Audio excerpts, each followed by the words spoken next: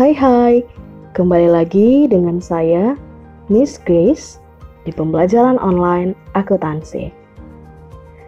Terkhusus kelas 10 IPS, kali ini kita akan membahas kelanjutan dari materi sebelumnya, yaitu mengenai buku besar pendapatan dan beban.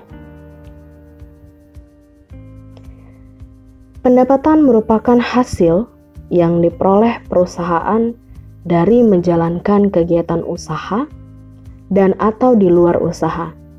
Pendapatan digolongkan menjadi dua, yaitu pendapatan usaha dan pendapatan di luar usaha.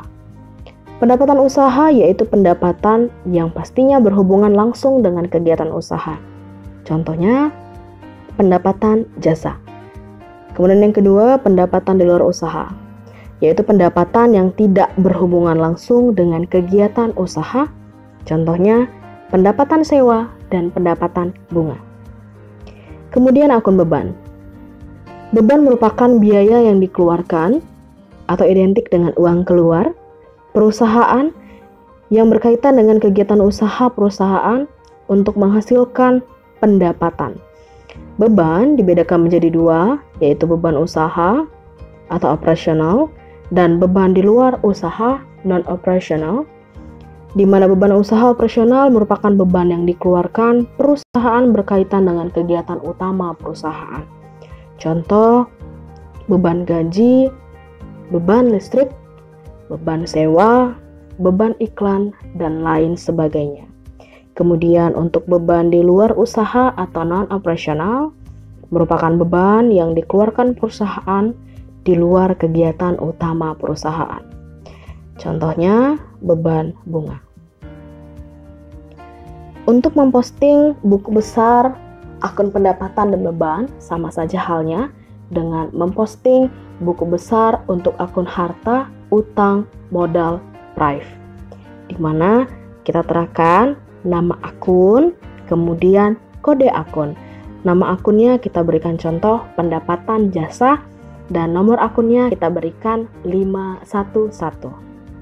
Kemudian ada tanggal, sama saja dengan buku besar akun harta, utang, modal, dan prive yang sudah kita pelajari, di mana tanggal berisi tanggal transaksi yang sesuai dengan tanggal dari jurnal umum, disesuaikan juga dengan akun buku besar yang akan dibuat.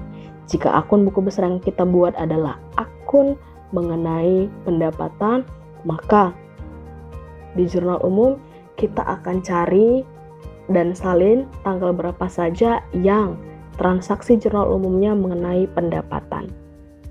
Kemudian ada keterangan, berisi keterangan singkat atas transaksi apa yang terjadi. Kemudian kolom referensi, berisi halaman jurnal. Kemudian kolom debit, berisi angka yang terdapat dalam jurnal umum yang letaknya di debit. Kemudian kredit, berisi angka yang terdapat dalam jurnal umum yang letaknya di kredit. Jika di jurnal umum posisi pendapatan jasa letaknya di debit atau letaknya di kredit, maka terapkanlah kembali di posisi yang sama untuk buku besar pendapatan jasa. Kemudian kolom saldo terdapat lagi menjadi dua, yaitu debit dan kredit, di mana berisi selisih antara jumlah debit dan kredit yang terdapat di dua kolom sebelumnya, di mana debit ketemu debit bertambah, debit ketemu kredit berkurang, kredit ketemu kredit bertambah, kredit ketemu debit berkurang. Berikut saya buatkan contohnya untuk buku besar akun pendapatan jasa. Untuk nomor akunnya 411. Nah, pada saat selesai memposting, kita harus memberikan atau mengisi kolom ref pada jurnal umum sesuai dengan kode akun buku besar. Karena buku besar pendapatan jasa di sini kode akunnya adalah 411, maka di kolom ref jurnal umum kita terapkan 411. Kita lihat untuk jurnal umum tanggal berapa saja yang ada pendapatan jasa. Ya, hanya satu ya, yaitu di tanggal 3. Di sini jurnal umumnya kas bertambah, pendapatan bertambah. Berarti di keterangan kita terapkan menerima pendapatan. Kemudian untuk kolom ref, kita terapkan JU strip 1, jurnal umum halaman 1. Kemudian kita letakkan angka dari jurnal umum, di mana pendapatan jasa posisinya di kredit Rp150, maka kita terapkan kembali di buku besar pendapatan jasa, posisinya tetap di kredit Rp150. Kemudian di saldo kita terapkan kembali Rp150 di kolom kredit. Rp150 yang terdapat dalam kolom saldo kredit adalah saldo akhir dari pendapatan jasa. Kemudian beban. Di sini saya memberikan contohnya yaitu beban sewa. Kita sama-sama lihat tanggal berapa saja yang ada beban sewa. Hanya satu juga, yaitu di tanggal 2. Kemudian jurnal umumnya adalah beban sewa bertambah kas berkurang, artinya telah terjadi pembayaran sewa. Maka di keterangan kita membuatnya membayar sewa. Kemudian pada kolom ref, JU strip 1, jurnal umum halaman 1. Kemudian karena beban sewa angkanya posisi di debit Rp200, maka di buku besar kita terapkan sama, yaitu Rp200 di debit. Kemudian kita masukkan kembali ke kolom saldo, yaitu Rp200 di debit.